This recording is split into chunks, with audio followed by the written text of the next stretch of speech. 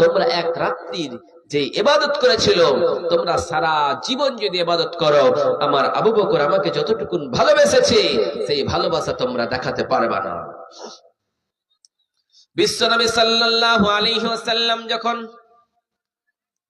মক্কা নগরে ছিলেন, মক্কার কাফিরেরা আবু জাহেল, আবু লাহাব, উতবা, সাইবা এরা সবাই যেন বিশ্বনবী সাল্লাল্লাহু আলাইহি সাল্লামকে মারার জন্য ষড়যন্ত্র করেছে। দারুন নাদ্য বলে একটা ঘর আছে, ওই ঘরে সবাই মিলে একটা মিটিং করলো। হায়রে, মুহাম্মদকে উড়িয়ে দিতে হবে, মুহাম্মদকে আর রাখানো যাবে না, কারণ মুহাম্মদ বাড়াবাড়ি করতেছে, মুহাম্মদ ইসলাম নিয়ে, তার ধর্ম নিয়ে সিনেমিনে খেলা খেলতেছে, আমরা আর মুহাম্মদকে বাঁচায়া রাখবো না। তাদের ভিতরে একজন বলল, হায়রে, ওই মুহাম্মাদের চার হাত পা বেঁধে আমরা জঙ্গলে ফেলে আসবো। একজন দাঁড়িয়ে বলল, না না না না, ওই মুহাম্মাদকে তোমরা যদি জঙ্গলে বেঁধে রেখে আসো, তাহলে জঙ্গলের হিংস্র প্রাণীরাও মুসলমান হয়ে যাবে, মুহাম্মাদকে তোমরা কখনোই জঙ্গলে ফেলে এসো না।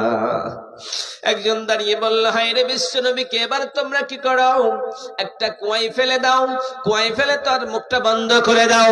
সেই সময় একজন দাঁড়িয়ে বলল, হায়রে, সেই মুহাম্মদকে সেই কাজ করলে হবে না, কারণ তোমরা যদি এই কাজটাও করো, সেই মুহাম্মদ আবার সেখান থেকে বেঁচে যাবে।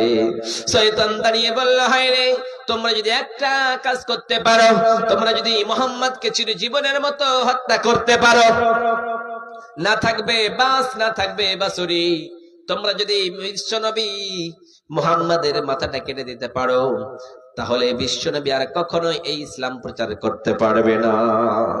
সেই সময় একটা রায় পাস করলো কাফিরেরা, মুহাম্মদকে তোমরা যেখানেই দেখতে পাবা সেখানেই তার কল্লাটা ঘুরিয়ে দিবা, এইরকম করে তার কি করবা, তার মাথাটা ছুটাইয়া দেবা।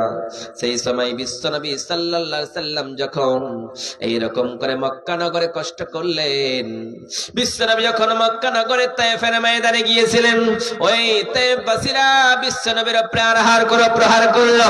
প্রহার করানোর পরে বিশ্বনবীকে রক্তে রক্তিত করে দিল। রক্তে রক্তিত করে দেওয়ার পরে